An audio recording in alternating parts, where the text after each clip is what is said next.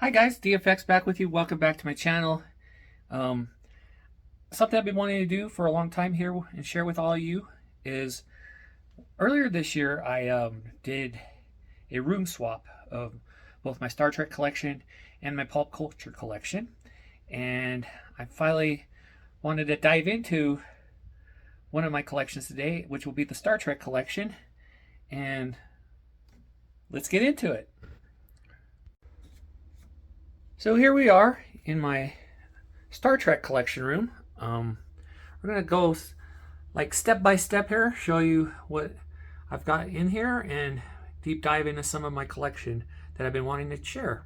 Right off the bat, as you enter this room, you'll notice I got all different kinds of Star Trek in this one shot. Got your original series, got your Next Generation. Over here, got some Deep Space Nine stuff. But right off the bat, since this first little wall here is related to the early days of the franchise, and in the timeline, some of the stuff I'm going to show you is more in that. But I also wanted to show you, this is a light, it's something my junior high school art teacher got for me years ago, and she made this. They put the planets on it, little Enterprise. But I always thought that was really cool, and it really kind of is one of those little built-in features of my room. My very first autograph that I'm going to show you, and you might have to excuse the reflection, is from Mary Chieffo. She played Loral, the Klingon High Priestess in Star Trek Discovery. I was fortunate to meet her in real life at Starfest. I don't know which year that was, but there she is. Moving along here, I go forward in the timeline. This is from Star Trek Enterprise. I've got 3 signatures on this. You can't really see this one very well, but this is of John Billingsley, plays Phlox. Connor Trinneer, who plays Trip, and Dominic Keating, who plays the engineer. I'm sorry, I drew a blank there for a second. But also got their autographs singly. But I did meet Connor Trinneer at one time at the Starfest convention down in Denver. Then this is a really cool picture. This was about a year before Doug Jones became Saru on Star Trek Discovery. At the time of this photo, he could not really talk about the show because it was still a year out from being even released on the air. So this was always cool. I ended up, since there was no Star Trek stuff, I ended up getting his Abe Sapien photo autographed. But I thought that was always cool. Next up, we got Jeffrey Combs. He played an Andorian on Star Trek Enterprise. And there's his autograph. Then I was very fortunate at these conventions I've gone to. I got to actually meet some of the Klingons. I met Martok and Garon from. They were prominent in Deep Space Nine, but started out on Star Trek: The Next Generation. So I met Robert O'Reilly and the guy who played Martok. This one was cool. It's Susie Paxton. She played Kalar. And this was really cool. During her Q&A at this convention, I've gotten most of these autographs. She applied the Klingon makeup and became Kalar right in front of us and everybody. It was really cool. That was a really cool moment. Let's go around the corner here. But here we go. Here's more of the room. And like I said, earlier this year, I had switched. This used to be my pulp culture office, and I'll have a video link to those videos, and you can watch how I switched these rooms around. But let's turn around here. Let me sit in my chair. So here we go. Now I have a whole wall dedicated to different Star Trek. This is from the Kelvin universe, the Star Trek Beyond movie poster that I got signed by Zachary Quinto. And there's his signature. I actually have met Zachary Quinto on 2 separate occasions. The first time was back when he was really big on the show Heroes, and he actually, when I met him the first time, it was probably, he had just barely, like he was still lobbying to get the role of Calvin Spock, but then like eventually he did get it,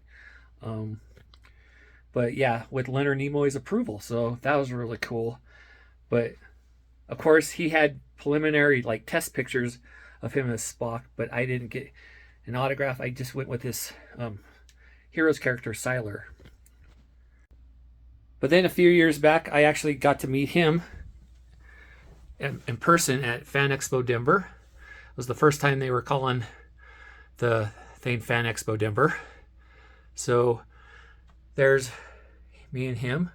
I'm rocking a Calvin uniform top. I've also gotten a chance to meet Carl Urban, who plays Bones from the Calvin universe. And I have to tell you something really cool about this pic. When I met Carl, this was kind of a sad moment. It was probably about an hour or two before he found out about Anton Yelchin, who plays the Calvin Chekhov, that he tragically passed away. So I had originally was scheduled to get a photo op with him, but I only ended up getting his autograph. So here we go. This is the final program of the final Starfest that they had in Denver, Colorado. It was a really good convention. I've posted videos about Starfest before on here. Go check them out. I posted some memories from the con that I had and whatnot. Probably one of my first autographs was not from Gene Roddenberry. I never had a chance to meet Gene, but I met Majel Bennett, who plays Loxana Troy. She was the original Chapel on the original series, and then she played Loxana, Deanna Troy's mother, on The Next Generation. But I always remember that moment because I think that was one of the first few autographs when I started collecting way back in my collection, has been going since 1987, back 86, early 86, back when Next Gen was in full effect. Then I come on down the way here. I've got Jonathan Frakes' autograph. Brent Spiner's autograph. Really big one right here for me, mainly because I didn't know until later on that Marina Sirtis, who plays Counselor Troy, her birthday's on the same day as mine, March 29th. Not the same year, but the same day.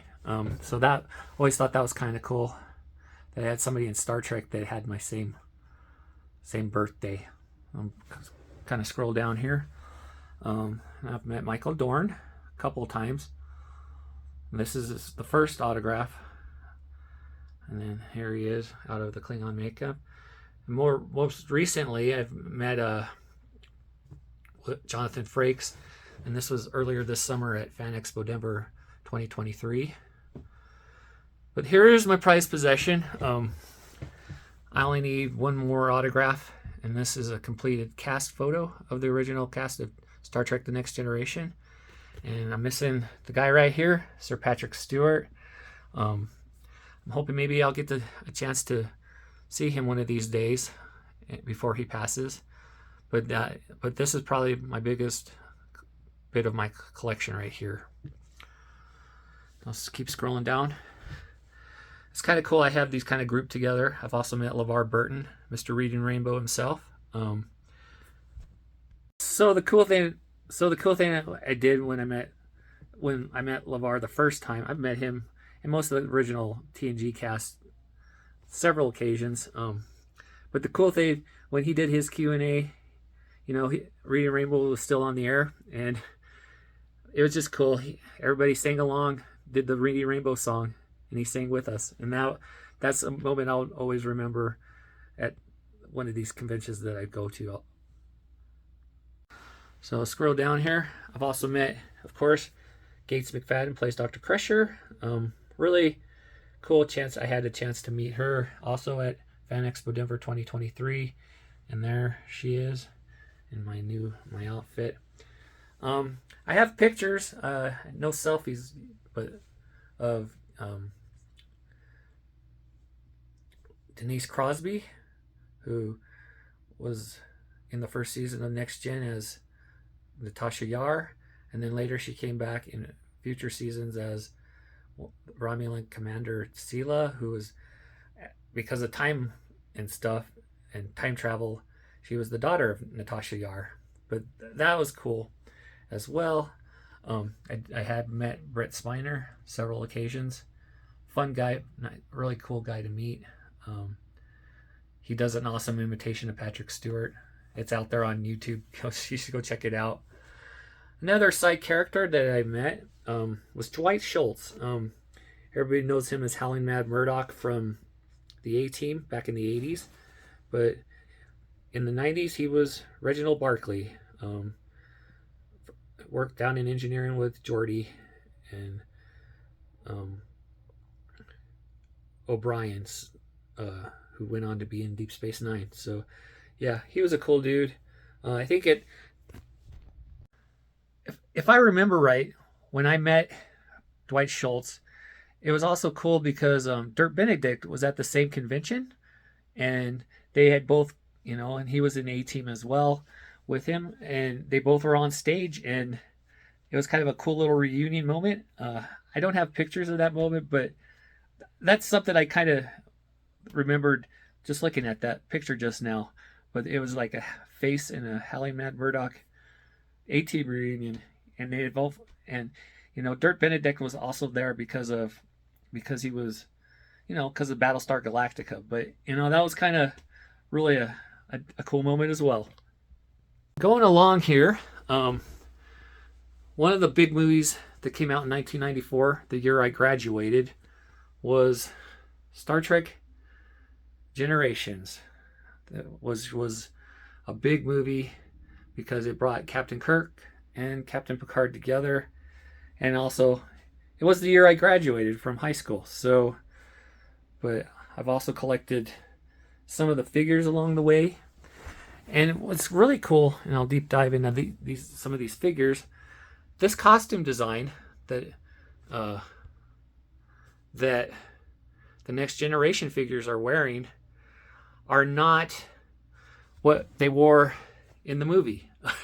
I don't know if some of you did notice that or knew that, but they were also they ended up using a lot of Deep Space Nine costumes. I know Riker and Data and Geordi all wore the Deep Space Nine uniforms at the time.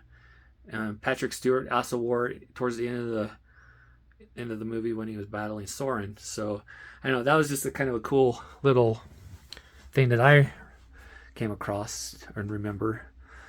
Also, this was another gift that I got from one of my junior high school teachers that I'm still in contact to this day, but that is actually a record that's been etched with the Star Trek Enterprise and the ships and it's a working clock. I don't have a battery in it currently, but so let's bring it down here. Okay, whoop, that's quite a reflection. So here I am. This was taken a couple years ago at the Colorado Springs Comic-Con. I'm wearing an Orville outfit, and I don't know, it's the funny thing about Orville is kind of, in a weird way, when you talk about Star Trek, you talk about the Orville, and it's like, what if Seth MacFarlane had control of Star Trek? I guess they always consider Orville part of the Star Trek lore for some reason. I think it's cool, even though they're totally different shows. They just think that that's, they also do that with one movie out there. It's called Galaxy Quest. You look up Star Trek movies, somehow Galaxy Quest pops up. I always thought that was kind of a cool little thing, and a little information there for you guys out there. So here is pretty much all my books, all my printed memorabilia from all aspects of Star Trek. So yeah, I got magazines. And this is the latest one I got. My stepson picked it up for me at a pawn shop or a flea market, but I haven't had a chance to read it yet. But so yeah, all these things you see wrapped here are actual magazines that did synopsises of all the Next Generation, Deep Space Nine, Voyager, and yeah, so I have pretty much all of those. Also have a lot. There was an official fan club for, and I happened to pull out the one with Gene Roddenberry. That's cool. But there was also an official fan club back in the 80s and 90s for Star Trek. And they did an official magazine. But yeah, these are all, I think they kind of put them in order. But yeah, these are all random books I've picked up. Another one that's kind of old in my collection was this one right here, but really cool. So as I scroll down here, let's see, that's my Playmate figure of Miles O'Brien from Deep Space Nine. I also have the Playmate transporter right there. Then I come down a little further. I've got some of the Art Asylum Star Trek stuff. They did an Enterprise phaser and communicator and pistol. But as you can see, I even have more printed data, however you say it, people. But it's all Star Trek communicators. Like, that's what they used to call the Star Trek Fan Club magazine back in the day. Let's see here. Got some Micro Machines. Loved Micro Machines when they were a thing back in the 90s. And I got some more ships. Also, I tried to get, whenever TV Guy would put out some Star Trek related, I would get it whatever came out that week. Let's go down a little lower here. My router and modem. But I also have Art Asylum's Star Trek Enterprise Captain Archer. It was a great line of toys, and I wish they would have continued with them. I think this one's I think I still have the original batteries in here. Let me press. Where's the sound thing here? I did. It was. Oh, I cannot find it. That's weird. Oh, there it is. Let's see if it still works.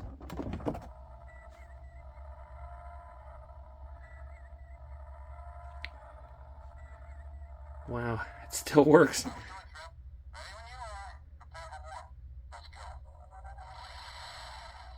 That's cool.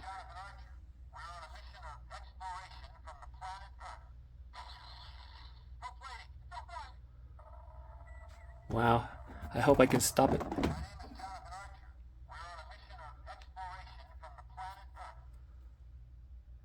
So yeah, so there's the Captain Archer. But then again, I have more.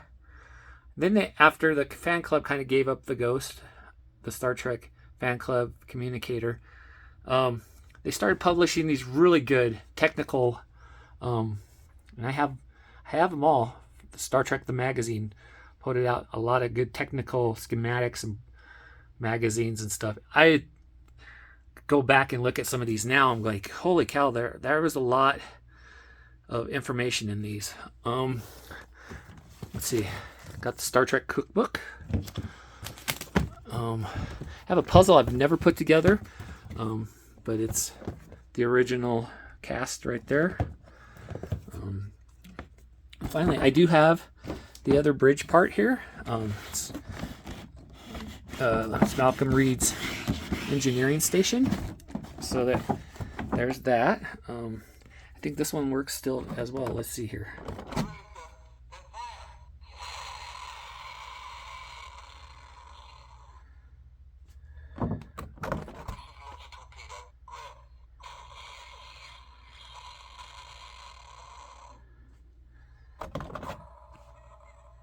Just some bridge sounds.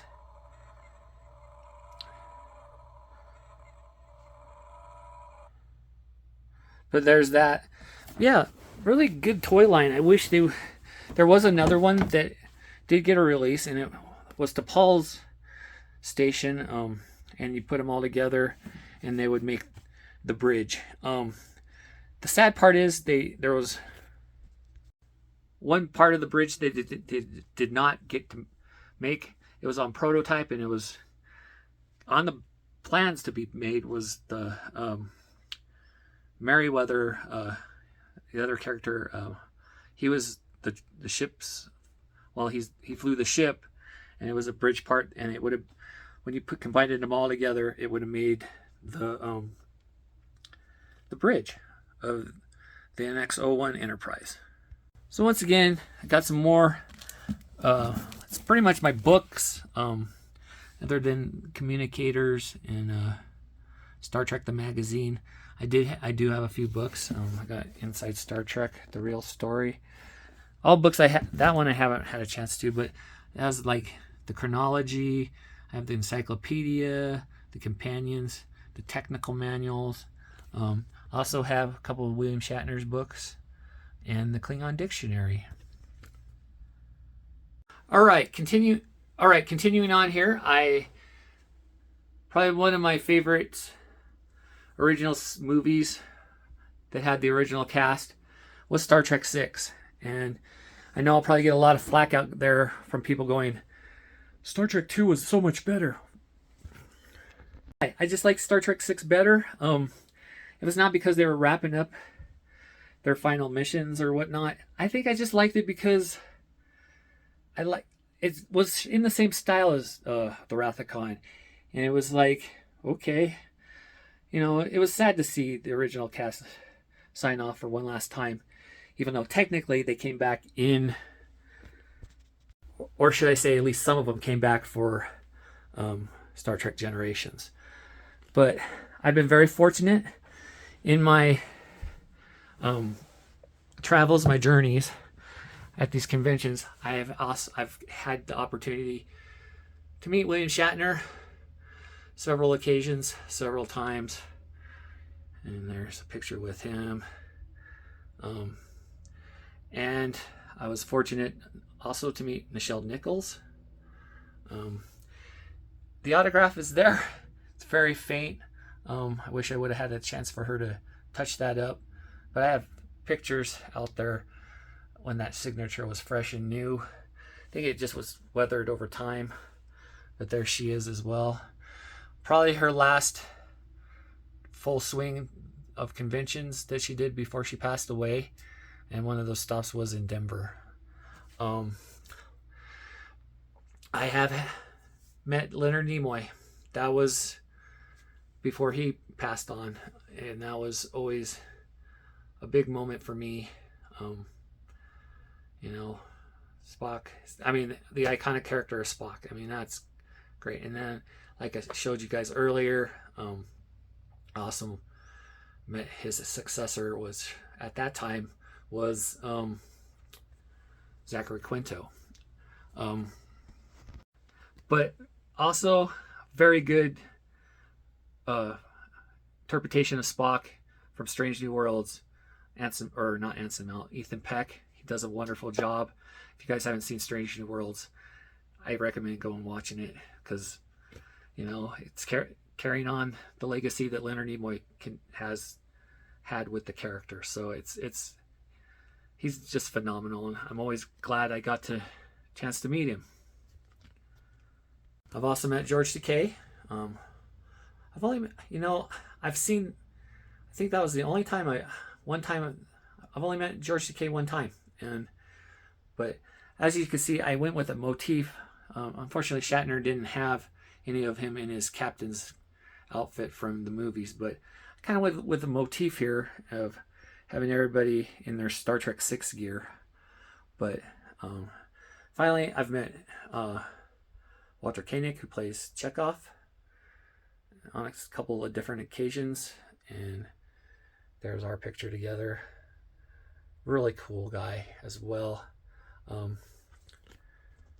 little quick story that happened like just recently. Like, he was at the Colorado Springs Comic Con back in August 2023, and Shatner was there too. They still have some kind of, I don't know what's going on, and I hope they resolve their beef or whatever before either one of them moves on to the next life. I think Shatner's trying really hard to make amends with George and Walter, I think. But Walter really didn't have really anything really nice to say about Shatner. And it's too bad that all this animosity is built up between these two over the years. But I hope down the road that they can come to some kind of amends, I guess. But yeah, he didn't really think too highly. Somebody asked him a question as I was passing by his booth, and I stopped to listen, and somebody asked him, what do you think about your compadre across the way, who's, they had their booths right across from each other, and he was trying to be as nice, as polite as he could be, and Walter didn't really have.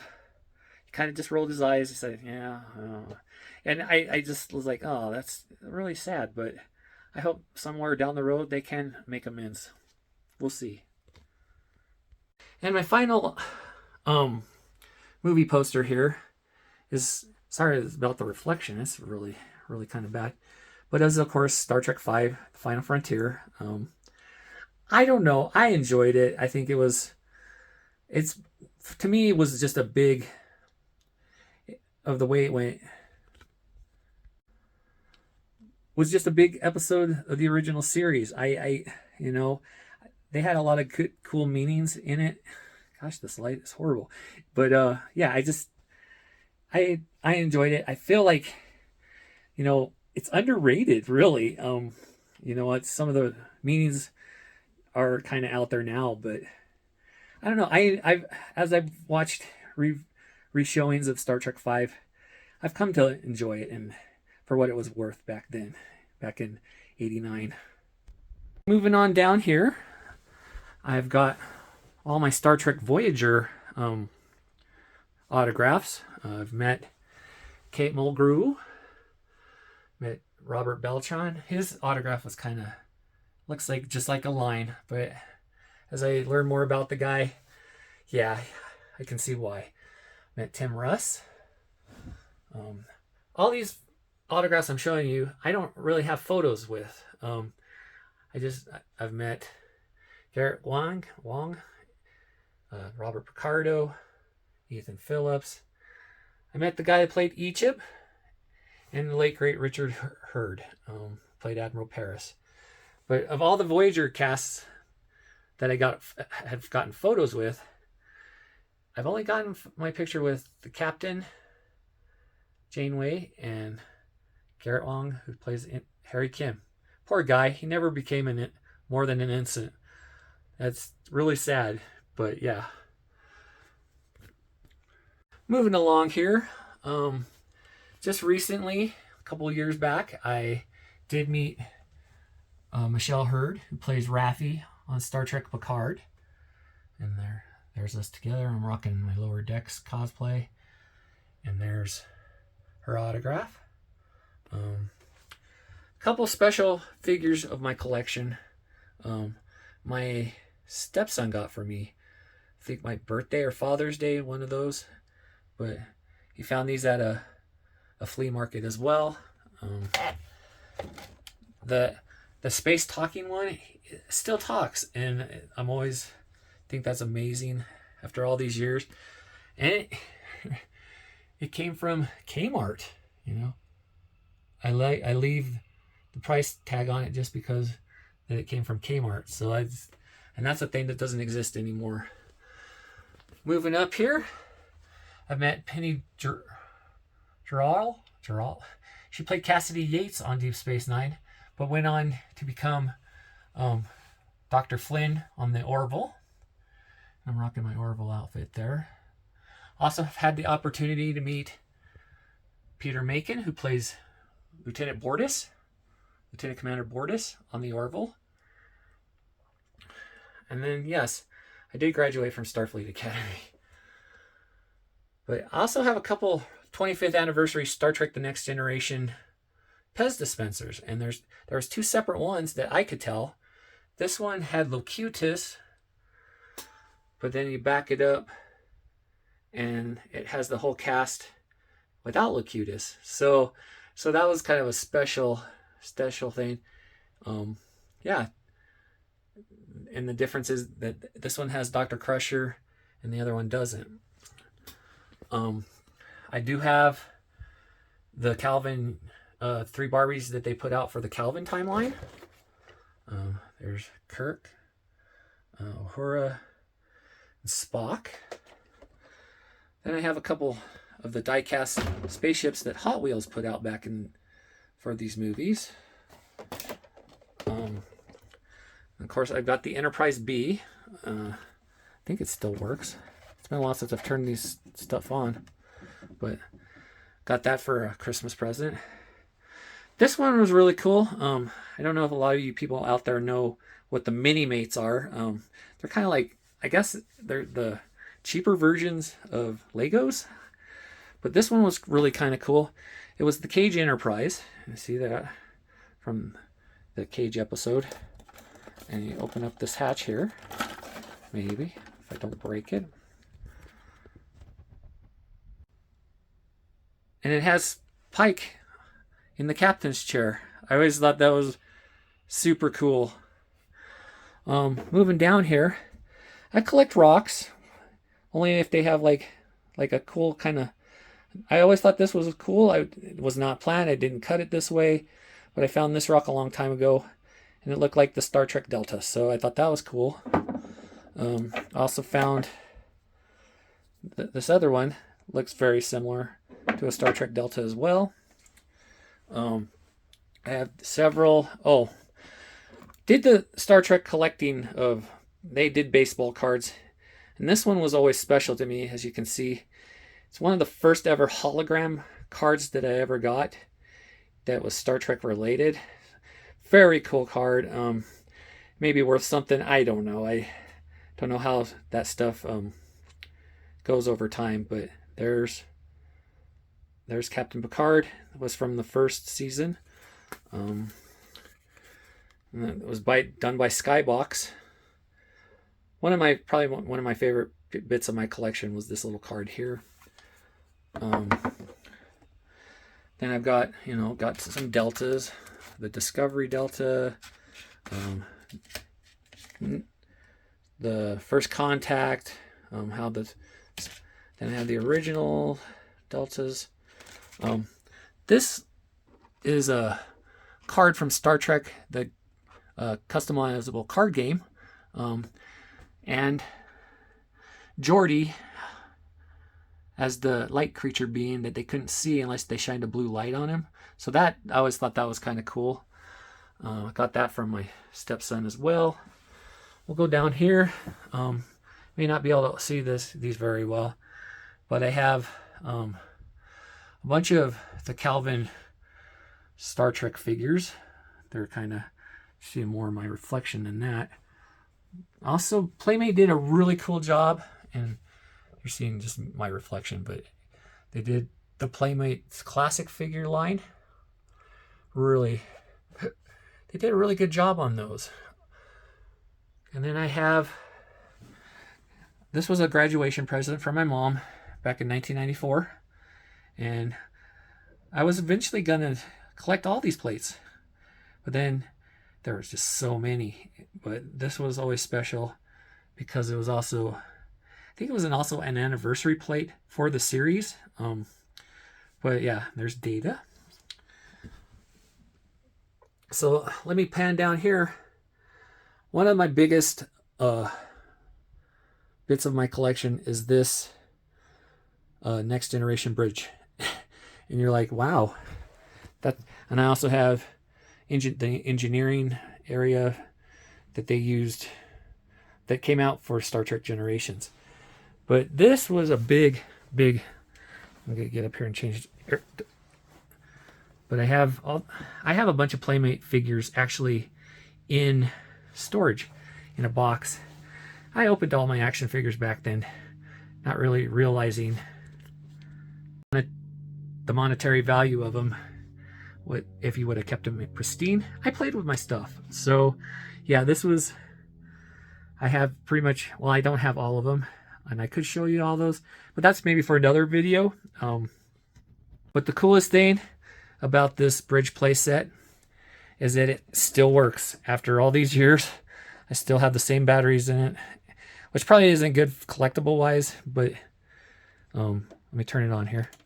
Maybe. Oh, sorry, Dr. Crusher. And as you see, this thing lit up. Yeah, this was, when I first saw this, I didn't know they were even making it. Let me hit some of the buttons here. But there's a, see, it's lit up. Got Q in front of this view screen. There's the hailing frequency. And then people just pressing buttons and stuff. Sorry, Worf. And there's the warp.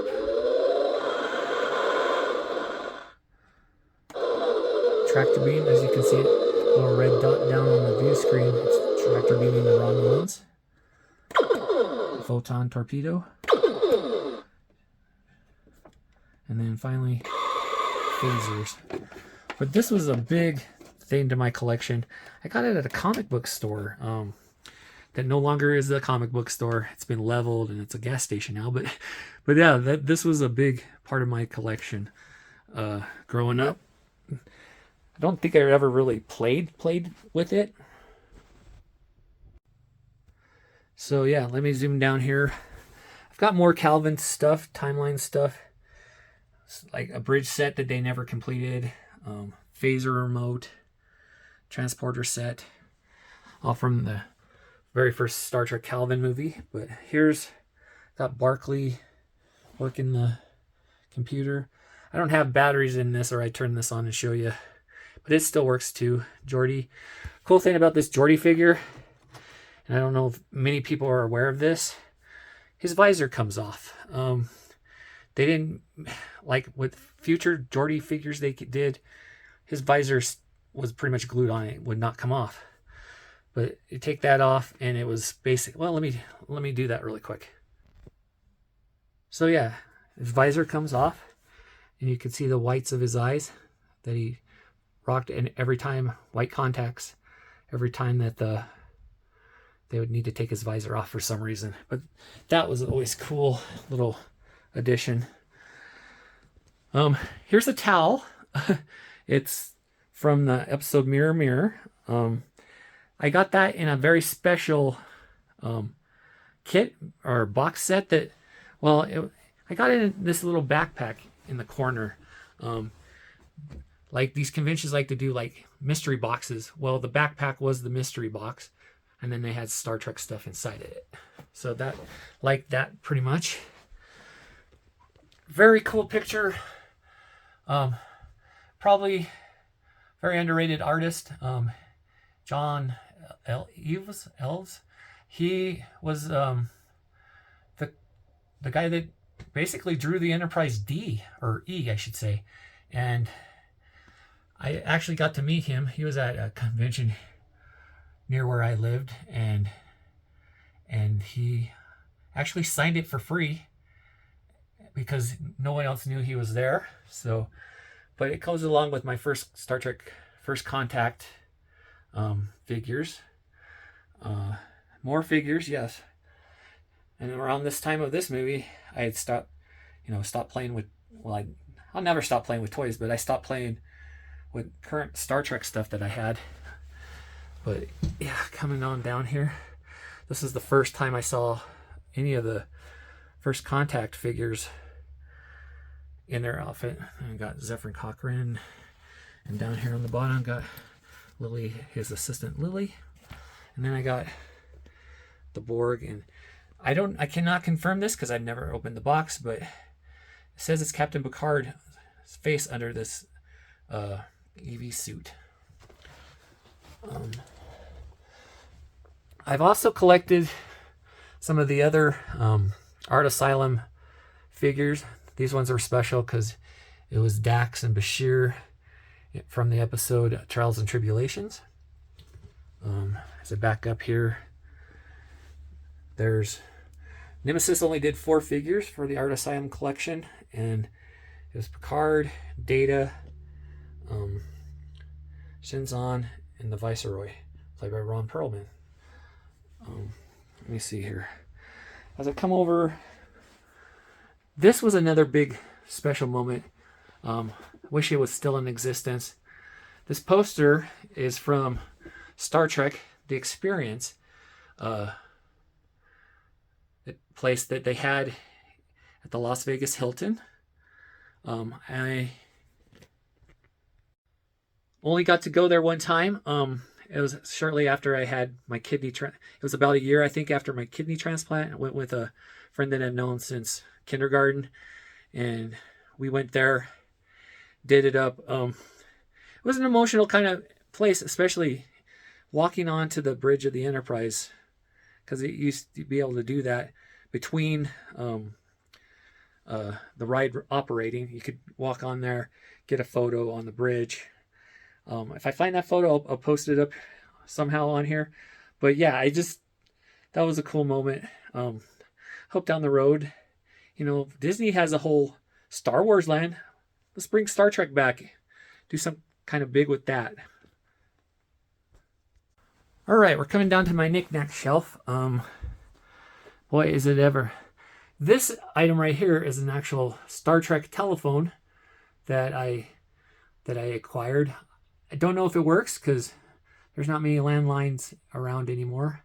I did get that mug, Enterprise D mug from Star Trek: The Experience. Got a phaser from the original series. And then there's an actual Star Trek: The Experience some glassware from that. And there's the Chekhov figure from the Kelvin timeline. I played with it because I got that for my stepson, and I promised my stepson and my wife that I would at least play with it. Met Chase Masterson on a couple occasions. It's back when I was doing the blonde thing with my hair. And coming along here, both Burger King toys. Spock and Scotty from I think it was the first Star Trek Kelvin movie. And then I got this little, and it still lights up. It was another Burger King thing you could get.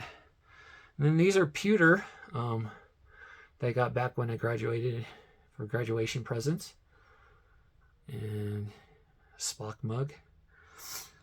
As I scroll down here, I tried to do this the best way I could, and I got all of 7 seasons of Star Trek: The Next Generation on DVD. And there's some little ships. I also have the first 3 original series shows on DVD. I only got the first 3 seasons of Enterprise. No season 4. As I scroll further down here, I do have the animated series on DVD. All 7 seasons of Deep Space Nine on DVD. Unfortunately, and I know this will probably break a lot of people's hearts out there. I only have 4 seasons of Star Trek Voyager. And it's not because I didn't like the show. At the time, it was a hard show to find to watch.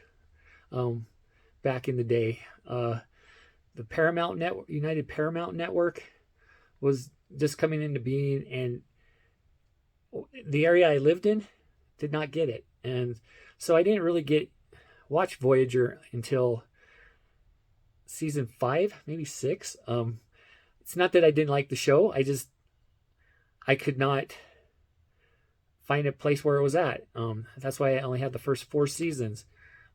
I did see I have seen several episodes since then, but it was never, I don't know. It's not that I didn't enjoy it. There was a lot of Star Trek back in the 90s, and that was one that was hard to find.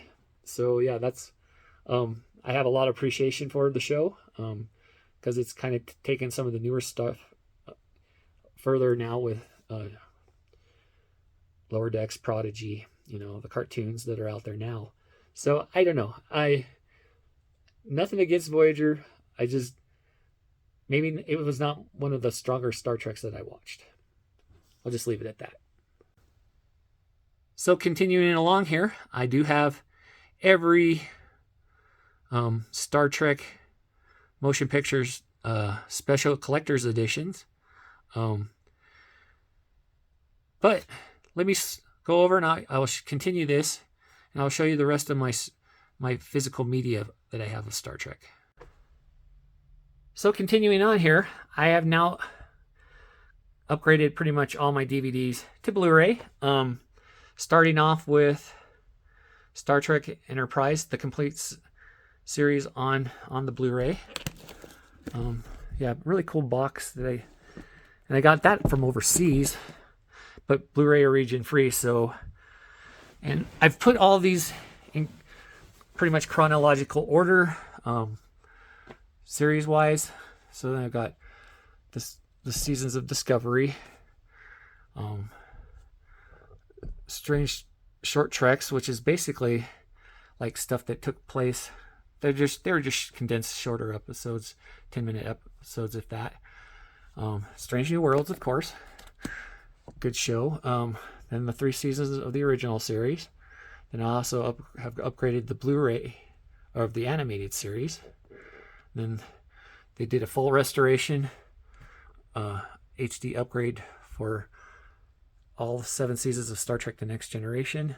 Then they did a couple special, like, of the 2-parters that they did. And then Lower Decks. And then coming down here, the return of the Next Generation crew with the 3 seasons of Picard.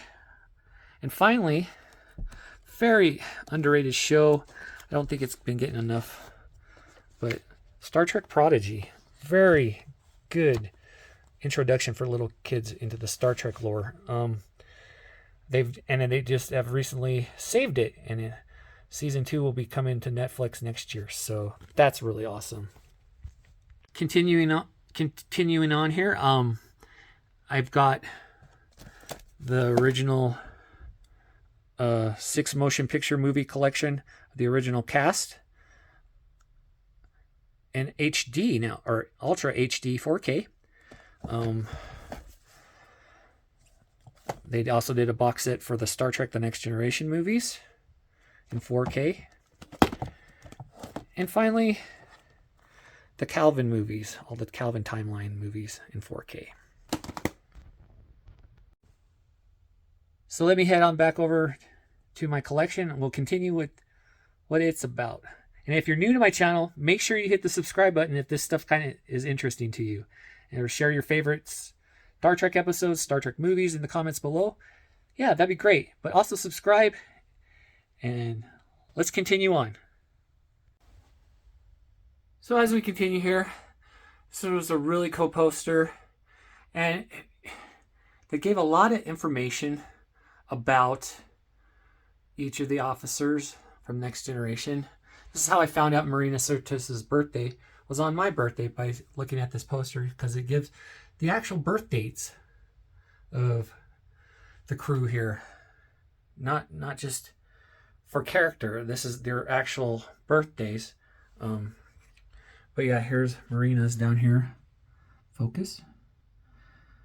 Said March 29th, and the year that she was born, but not, that in Star Trek time. So moving down, as I continue down here, I've got a good chunk of the Art Asylum next gen figs. The light's a little weird. Sorry about that. Let me see if I can fix that. Oh, here we go. Wow. That opened it up quite a bit. But I've got Captain Picard. And these were along the same lines as the Nemesis ones that they made in the Deep Space Nine Trials and Tribulations ones of Dax and Bashir. But I always thought these were really the best.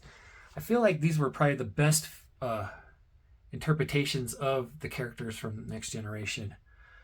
As I scroll down here, Geordi. And I think I've kind of been looking at this figure, and I think his this visor does come off. But again, I will never know that because I'm not going to open these. But there's Worf. Very rare Wesley Crusher figure. And Dr. Crusher and Barclay. Let me stand up here. And moving on, I have a few more. They did do a Q1. Some interesting how he comes with a little model of the Enterprise. But they also did it for the Deep Space Nine figures. I only have a few of them. I have Sisko, Jadzia, Dax, and of course Odo. But here is Deep Space Nine. This is my Deep Space Nine wall. As I come down here, very fortunate to have met Avery Brooks. I don't think he does conventions anymore, but yeah, I met him. People know him as Hawk from Spencer for Hire, and then his own show, Man Called Hawk. I think that's the name of the show. And it was really cool when I met Avery. Sirach, who plays Jake Sisko, was also at the same convention, and it was very cool to see them both on stage. They came out together. Very cool moment. Moving along here, I do also have a Star Trek Deep Space Nine cast photo. The only autographs I'm missing on this one are Colmeany's and Alexander Sudiggs, so Bashir and O'Brien. I'm hoping maybe one of these days I'll get to meet them and complete that. And of course, this is the final season photo because it has Nicole DeBoer as Ezri Dax. I've met Nana. Very cool person. And this one, super special to me. I had a chance to meet Renee de Bourgeois. I've talked about this in another video, but very cool moment. He was on Benson, as Clayton and Ducat. Recently, years after Star Trek, he had been doing voiceover work on one of my favorite games, the Uncharted Drake's Fortune games. That series on the PlayStation. But really cool. I actually tweeted the picture of me and him together, and he responded back. He actually responded back to my Twitter and said he liked my suit. So that's a moment I'll always remember, going to these conventions. Star Trek, for the Star Trek people. Another big, I think probably my second autograph, and I've talked about this autograph too before, was the one and only Terry Farrell, played Jadzia on Deep Space Nine. And I did get a chance to meet her. I didn't get a picture with her when I got the autograph, but later on when she came back to the Starfest convention I came to, 2015. Wow. That's why I'm wearing a Marty Back to the Future outfit. But yeah, she was always my favorite Deep Space Nine character. I thought she was, honestly, I thought she was hot. Growing up, she's pretty cool. And then I've come to watch some of her other stuff like Hellraiser and whatnot. And then this was a picture selfie we took together at the final Starfest convention that was held back in 2022. But yeah, very cool. And she had the plexiglass up, but that was what was going on at the time, trying to be the safest she could be. As I scroll down here, I should have did the slide for the whole video. Anyway, I met Armin Shimmerman, who plays Quark. I met Max. What's his name? I can't say his last name very well, but he played Rom. It's really cool. Him and Chase Masterson were in a recent episode of Lower Decks, and he was playing the Grand Nagus, and that's how he left his character when he left Deep Space Nine. He became the Grand Nagus. And then Nicole Nabor. This is a shot of her from one of my favorite TV shows that was on the air at the time, which was The Dead Zone. And yeah, so this is a picture of her character from The Dead Zone, Sarah Bannerman. I think that was her name. Another moment, and I'll show this picture once I get it scanned into my system, but I met Aaron Eisenberg. He played Nog. Got to meet him, and he's passed on as well. It's I'm not trying to be sad about this whole thing. It's just, yeah, I got to meet him. So that's really cool. And like I said, I met Chase Masterson on several occasions. Then, yeah, I've got her and Max signed this picture of them together with some other Ferengi. And then finally, Casey Biggs, who played, I can't remember his Cardassian name, but anyway. So like I said, I have been collecting Star Trek stuff since early part of 1986, 87, when Star Trek The Next Generation first came out. I want to show you some of my costumes.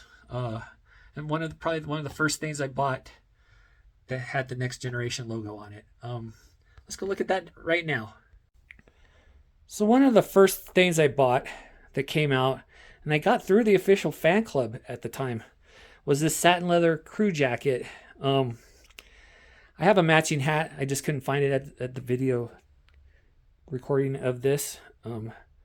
But this was really, really, really special. It was all embroidered, and it was what the cast and crew got that first season of Star Trek The Next Generation.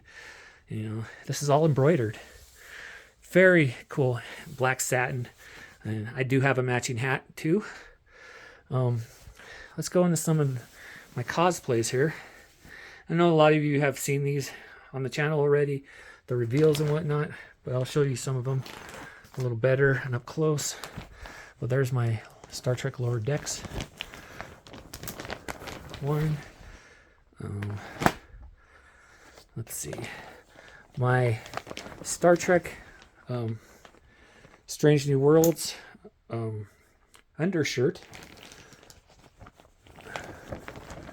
And here's the security one that I wear, the undershirt, and then the security over the top of it. These are all made by Cosmart. I also have the Orville uniform. Very cool. Finally, I've also got that I've just gotten recently in this year was my Next Generation top.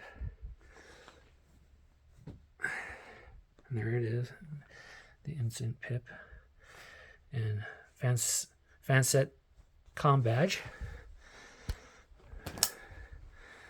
And finally, I got a costume that was on clearance from a defunct